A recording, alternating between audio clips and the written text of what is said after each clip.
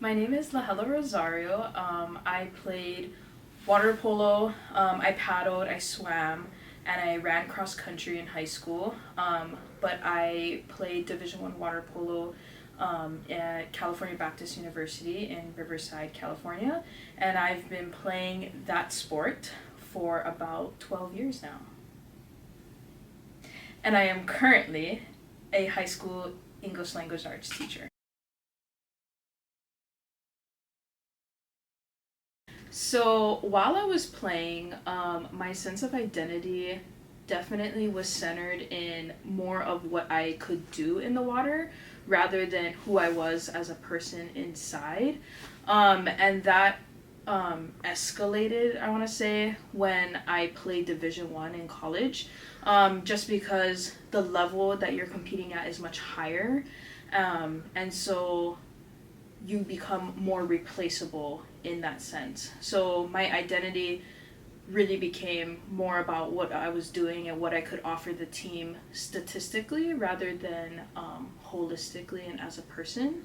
Um, my self worth grew. I would say definitely coming from Hawaii and growing up from Hawaii and being good in your sport, it's a lot of big fish in a small pond, and then when you go to college it's a lot of big fish in a big pond, so it's not like you're standing out unless you're extraordinary. And so my self-worth, it was a lot more internally driven rather than externally from coaches, parents, audience members, friends.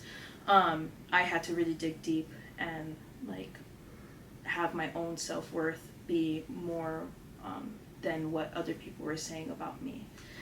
And then after when I graduated and I retired from collegiate sports, I continued to play like recreationally with a club.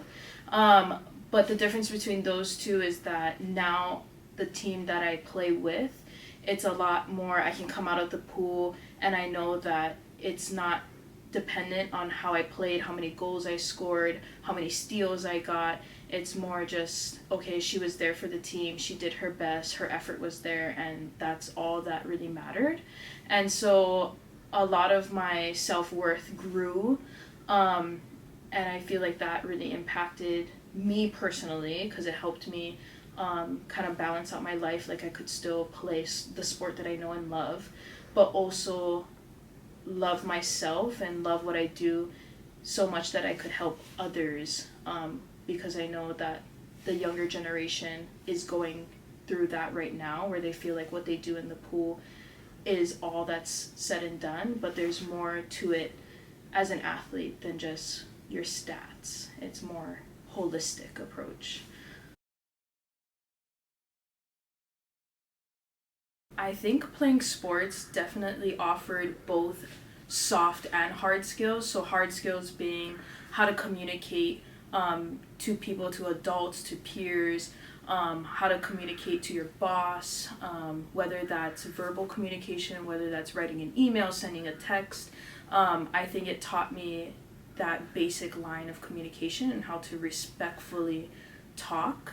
And then some of the soft skills that definitely came from my sport is self-confidence, being able to go through loss on a smaller scale so that when I did experience loss in my adulthood, whether that was people dying or I lost opportunities, I was able to cope with that. So I definitely grew on some coping skills. And I think it developed my empathy towards student athletes, which I think is an important thing, especially as a ELA teacher, or just a high school teacher in general, being able to relate, not only relate, but be able to understand that we have a lot of student athletes here, and that is their driving force, and that's what, propels them in life, and that's what gives them confidence, that's what makes them want to come to school. And so those types of soft skills, very much relationship skills, I feel like I've built throughout my time playing water polo, especially going to college and you have people coming from outside of the country, from different states, and so we all have all of these cultural backgrounds that make us different.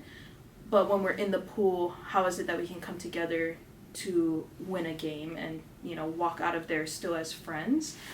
So relationship skills, having hard and difficult conversations, how to uplift someone when they are feeling down, how to uplift yourself when you're feeling down, because in order to help the people around you, you have to help yourself. So that was probably the number one soft skill that I learned.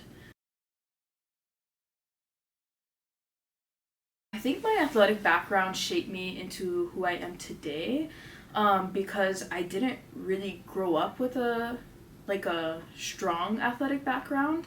I didn't play sports until high school. I danced hula primarily in my elementary and my middle school years, and so I feel like it impacts me today because I look back at my life and I realize that sports was not the only thing that I've ever done. I was able to make friends outside of being really good at my sport. I could make friends outside of, being able to do my homework and being able to score well on my tests. And I think that being an athlete, that's something important to recognize, that you are someone outside of your sport, and that what you do throughout your athletic career, whether that's good and whether that's bad, or whether you feel like it was important or not important, you still exist outside, and there's great qualities within you that have nothing to do with your sport. Your sport could help you, like what I just said with the soft and hard skills. It could help and benefit, and you could learn and develop, but that's not all that you are. And then professionally, I think my athletic background has shaped me because I have that empathy with student athletes, which I feel is very, very important as a teacher. Not necessarily that you have to have played a sport in order to understand, but I do understand what it feels like when an athlete, they're doing their best, but their best is just not enough in their eyes and not enough in their coach's eyes. And what does that mean when you still show up every single day, but it's still not enough? And how do you communicate that? How do you still feel like you are enough? And so professionally, I view myself more as a bridge between those things. And I see it personally within myself. So I experienced it personally. I had really awesome coaches throughout my collegiate career, throughout my high school career.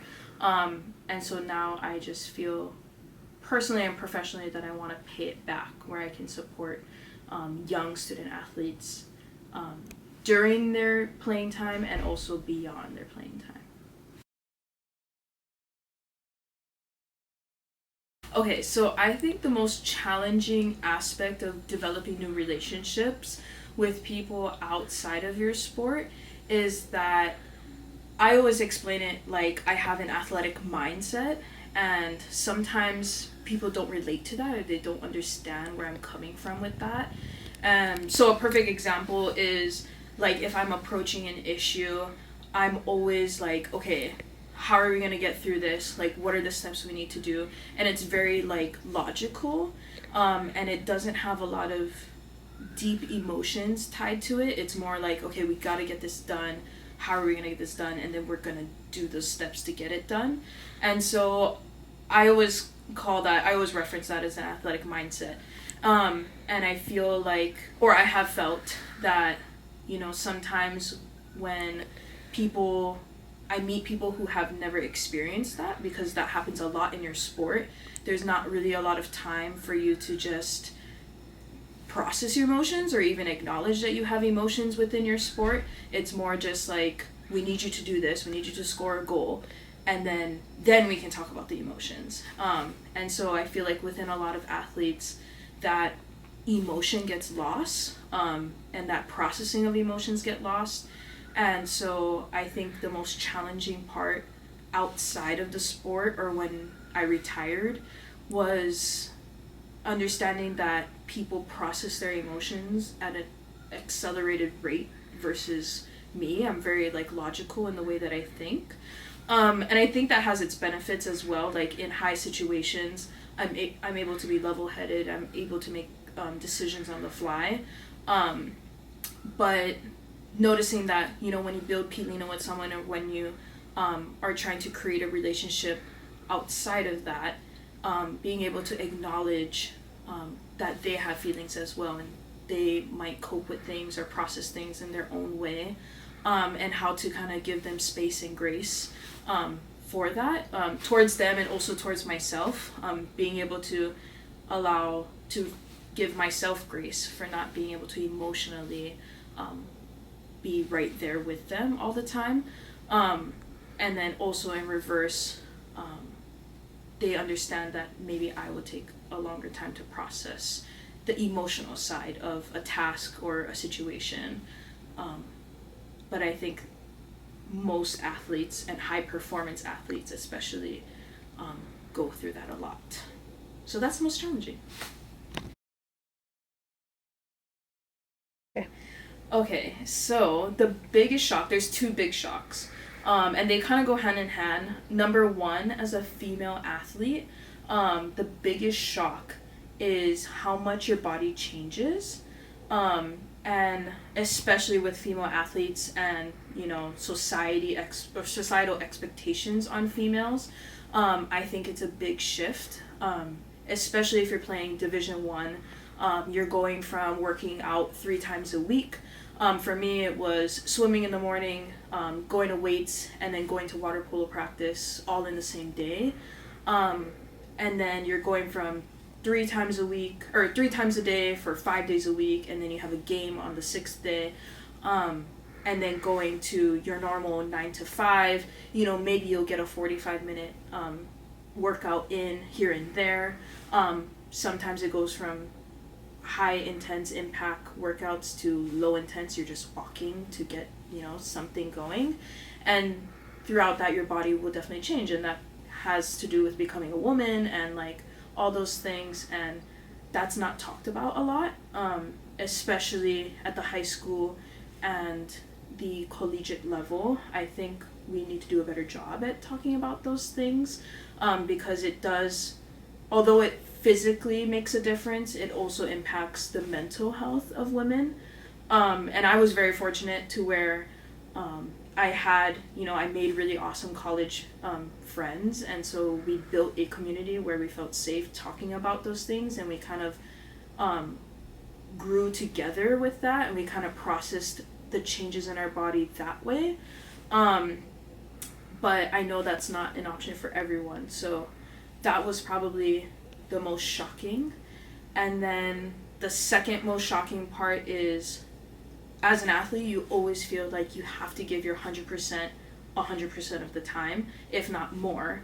And I think what was most shocking to me was that it's okay to like take a break, and to like taking that step back and taking that break for yourself actually propels you forward. It takes you a few steps forward.